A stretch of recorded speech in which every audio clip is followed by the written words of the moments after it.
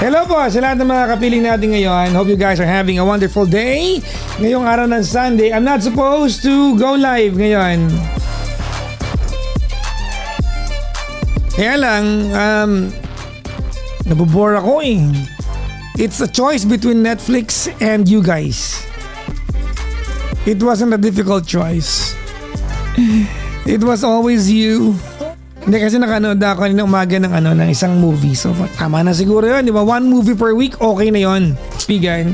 I don't know if I'm allowed, if I'm gonna get in trouble with this, but yung Lucius, ba yung pagkakabasa ko? Did I say it right?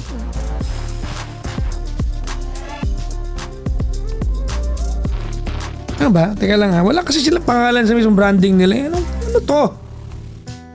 Ha? Wala kayong pangalan. Naalala nyo, the few days ago, habang naka-live tayo, nag-comment yung Lucius Fragrance. Naalala nyo? Do you remember that? So nagpadala sila ng 6 samples kanina sa akin. So itong Dior Sauvage inspired, itong Invictus, yung kinuha na ni Klong Klong yung Baccarat. Tapos nabigay ko na kay Gandang Kara kasi magkasama kami maghapon ni Gandang Kara. Nabigay ko na sa kanya yung Baslaya na scent inspired, no? Salamat sa pagpapadala, Lucius. Good morning, kailan kayo mag-start sa home radio? I am not be airing as of yet sa home radio. I'll be airing sa DWIZ and then later on it's going to be on television. Okay, yun yung plano. Okay, sa Channel 23. So papunta doon. Okay. Good morning sa inyo lahat, kaway-kaway sa mga working dyan. At ako na po ang inyong ang ambassador ng mga VA. It's me!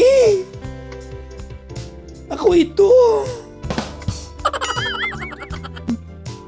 Announce paano maka-watch sa show mo sa April para sa nasa abroad. I'll announce po. I'm going to post some link or whatnot. I'll have a meeting with them later. That's why I'm going to end a little bit earlier tonight. Because I have a meeting with my new team, mga kaibigan, no? Sa Aliw Broadcasting Company, no? Sampo ka nagpunta ni Gandang Kara today, kanina. Sinabi na, nag-live siya, di ba? Hindi ba niya sinabi sa inyo? Ayoko manggaling sa akin, ano? I think it has to come from her. Well, lakad niya, nagpasama po siya. Ilang callers lang po ngayon? Teka nga muna, bakit niyo ba ako tinatanong ilang callers? Bakit ba? Bakit niyo ba tinatali kung ilang callers? May pananagutan ba ako sa inyong bilang ng callers? Kung kakayanin, hindi kakayanin. Kung wala, di paalam. Anak ng pusa talaga. I-pressure niyo pa talaga ako. Basta may caller tayo kung kakayanin. Ha? Magkakaroon ba kayo ng collab ni DJ Kara sa TikTok? Well, probably. Diba? Dapat kanina, kaya na, sobrang na busy kami kasi dami ang pinuntahan kanina eh. Ako po ay nagsilbing driver kanina. Right? Ni GK, no? Sabi ni Roger, nag-gym ka ba? Yeah, every now and then nag-gym ako. Pero siguro pagkatapos pa ng aking mini operation. Anyways, nakalimutan kong banggitin sa nanay ko to bago ko banggitin sa live. So nag-alala yung nanay ko kanya tumawag. Ano yung operation mo? Minor operation lang po, but it's has something to do with my somewhere in my abdomen. No? So I have a mini operation that will happen, I think, if not March, if not April, first week, last week siguro. No? So yun, no? So, medyo saka ko na sasabihin sa inyo. Okay? Saka na. Nothing serious. Alright? No, nothing serious. But most of the time, lately, I'm in pain. Medyo in pain po tayo. No? Medyo may, parang kanina, no? So, pag in pain ka, medyo irritable ka, no? So, buti na lang, pag gabi, pag naka-live ako, hindi sinusumpong. I'm not in pain. So, kaya Di ba? Gallstone, hindi rin. Why some of you would still propagate hate dun sa nanay? Masama, walang iya sa kanya. What's the point? Na magalit pa rin siya sa nanay niya. Bakit?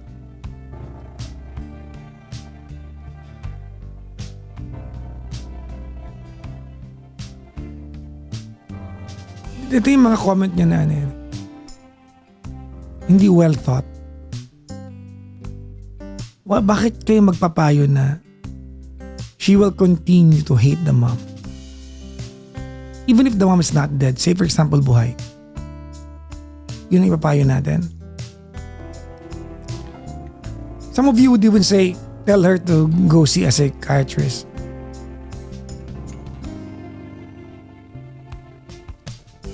Di ba medyo nakakabastos sa akin yun kasi kausap niya ako?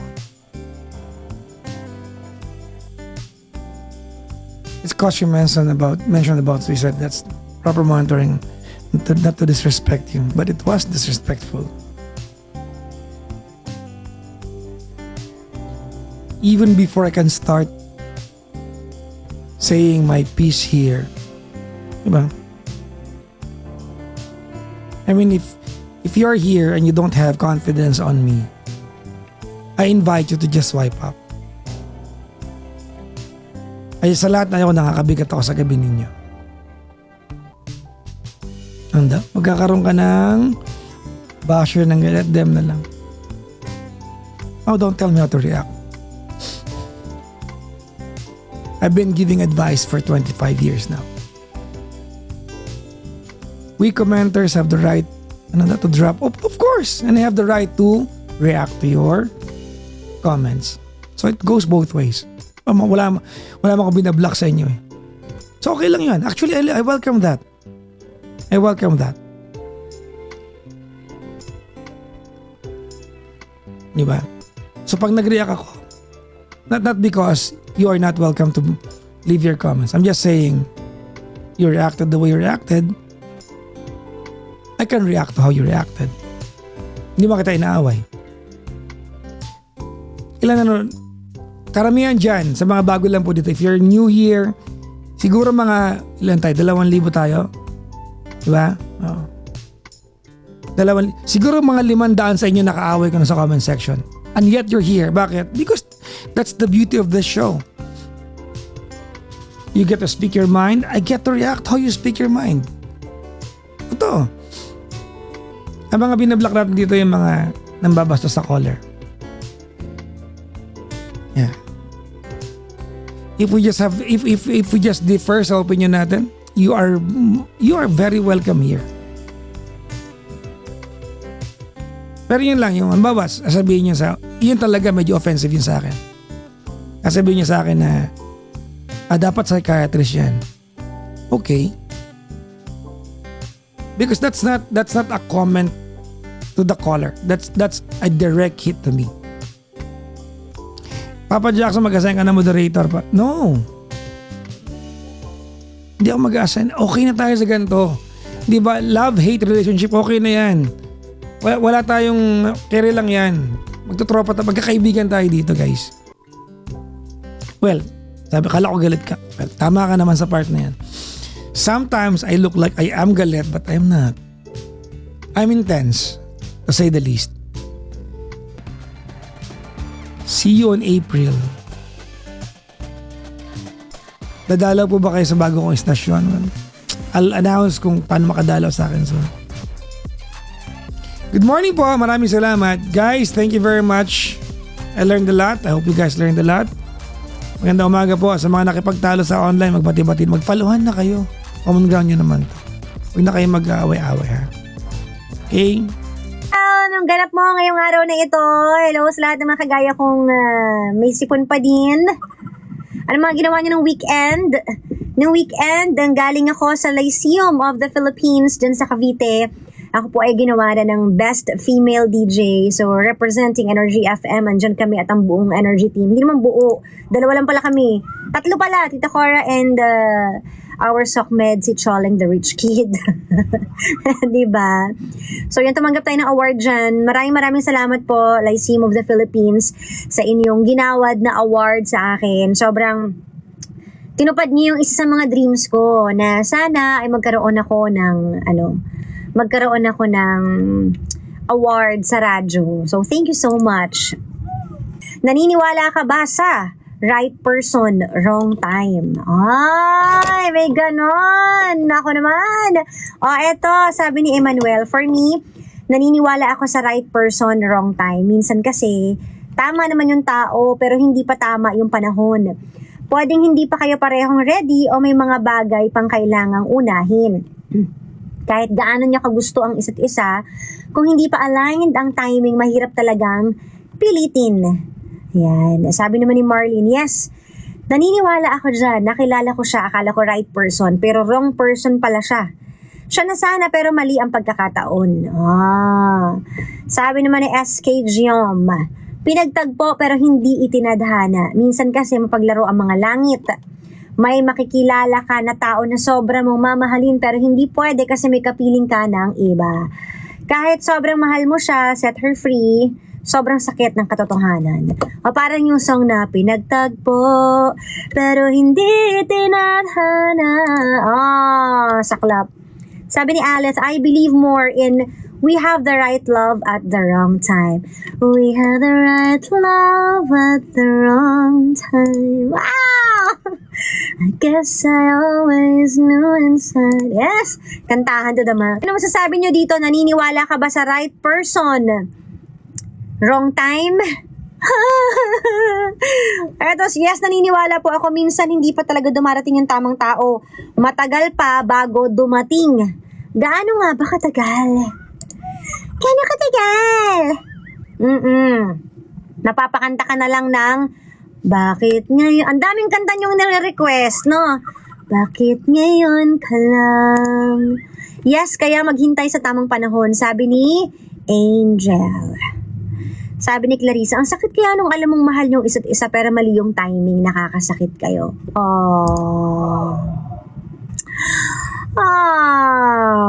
Alam nyo, baka mag 50-50 ang sagot dito sa naniniwala ka ba sa right person at the wrong time. Explain ko sa inyo kung bakit, ha? Ito na. Total, nabasa ko na yung mga comments ninyo. Para daw nakanta na sad to belong. Yes, it's sad to belong to someone else when the right one comes along. Sige, last comment. Yes po, sometimes we meet a right person but in the wrong time. You meet that person just for a lesson! Aray! Ito naman ang say ko dyan. Diba? Naniniwala ka nga ba dun sa right person at the wrong time? Siguro dahil kaya 50-50 ang mga comments ng iba dito, or sabihin na natin isalin nyo na ako dyan. Kasi kung tamang tao siya para sa'yo at itinadhana siya talaga para sa'yo, bakit mo siya makikilala at the wrong time? Diba may question na ganoon sa utak natin eh. If this is the right person for me, bakit ko siya nakilala doon sa maling pagkakataon? So maybe not. So maybe he's not the one for me. Pwedeng ganon. Pwede ha, masakit talaga yun. Diba? Pero minsan naman, on the other hand, maiisip mo rin na sa laki kasi ng mundo. Diba? Or minsan, diba may mga bagay na sinasabi nating unexpected things to happen. Diba? Yung kung kailan taken ka na or taken na siya, dun kayo magkakatagpo. Bakit kaya? So there's always a reason bakit kaya. Diba? Para lang ba may matutunan ka sa taong yun? Para lang ba matuto ka magtimpi? Because bawal? Or talagang sadya nga kayang totoo yung kasabihan na you came along unexpectedly. Sa kanta yan ha. You came along kung kailan hindi mo inaasahan. At posible rin naman, 'di ba? Marami kasi yan eh. Posible rin naman na 'di ba, kung kailan hindi pwede, saka mo siya makikilala. Paano mo nga ba masasabing right person 'yun kung hindi nga pwede? Baka talagang hindi pwede. So ang ending baka hindi talaga uubra. 'Di ba? Kasi kapag sinabi natin gano'n, di parang sasabihin na natin na may asawa ka na pero na in love ka sa iba, tama yun, dumating lang siya ng mali. Ang hirap din naman nun, di ba? Parang justify mo yung feelings ng mga na in love kahit may asawa. Paano yun? Dinesisyonan mo yan kasi yung pagpapakasal, it's a decision. Nag-decide ka na magpakasal, whether mahal mo o hindi, nag-decide ka pa rin So at the same time, di ba, yung decision mo, may kaakibat yan na responsibilities. Kahit sabihin mong may nakilala mo yung tamang tao para sa'yo dahil nagmadali ka nagpakasal nung college ka o nung high school ka, still, it's a decision na ikaw ang gumawa. So siguro masasabi ko na lang, wag agad muna tayo magdesisyon lalo na pag marriage na yung pinag-uusapan. Para kung dumating man halimbawa, di ba? Kung nag-search ka pa rin lang, makikita mo talaga yung para sa'yo. Tagalan mo ng paghahanap. Wag ka magmadali. Hirap niyan kasi maraming mga opinion about that no? Yan kasi yung kanta kadalasan ng mga, di ba sad to belong kadalasan ng mga taken na in love sa iba. Kung hindi ka na pala masaya sa partner mo, ba't ka na in love sa iba? So ibig sabihin, maling tao yung napili mo. Sayang naman, tapos yung nakilala mo, yun yung tamang tao. So mag-cheat ka ngayon. Hahaba na. So mahirap din i-justify yun kasi parang it comes along with with cheating din pero it depends still still it depends on the situation, kung anong klaseng sitwasyon ang meron kayo kasi mahirap din naman talagang mag-judge, di ba? Mahirap mag-judge. Meron din naman kasi na mga pinakasal na hindi naman sila may kagustuhan, halimbawa yung tinatawag na fixed marriage. Diba, halimbawa, kailangan isalba yung business or family culture na kailangan magpakasal.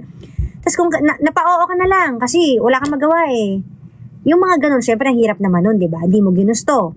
Tapos nakilala mo yung taong para sa'yo talaga. Yun yung masakit. Yung hindi mo talaga ginusto, nakilala mo yung taong mahal mo. Ang saklap nun. Diba? Masakit yun. Kasi wala kang magawa wala kang choice. Hindi din ikaw yung nag-decide sa marriage na meron ka ngayon. O paano na? Kaya hindi dapat pwedeng basta-bastahin ang salitang wedding or ang marriage. Diba? Malalim yan So, ay ang hirap. Lalo ngayon, alam nyo, may mga taong hirap na magpakasal. Ayaw na nilang ikasal. Kasi sa dinami-dami na nakikita nilang pagkakamali o failure, parang wag na lang muna. Patandain ko na lang muna yung sarili ko. Para sure na talaga. Tapos wala na. Wala ka na magagawa. Yun naman din yung consequences. Hirap din talaga, Kaya siguro, ang masasabi ko na lang, ipagdasal nyo yung mga taong hinihiling nyo. Minsan, yung exact prayers natutupad yan sa tamang panahon at sa tamang pagkakataon. Yung mga taong darating sa buhay nyo, ipagdasal nyo. Para hindi din dumating yung time na pwede kayo magsisi, pwede maghanap ng iba or what, diba?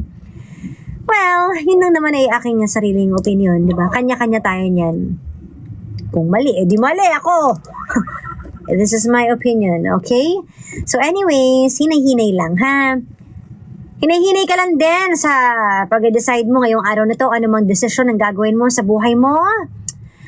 Pag-isipan ng mabuti kasi wala nang balikan kung minsan, ha?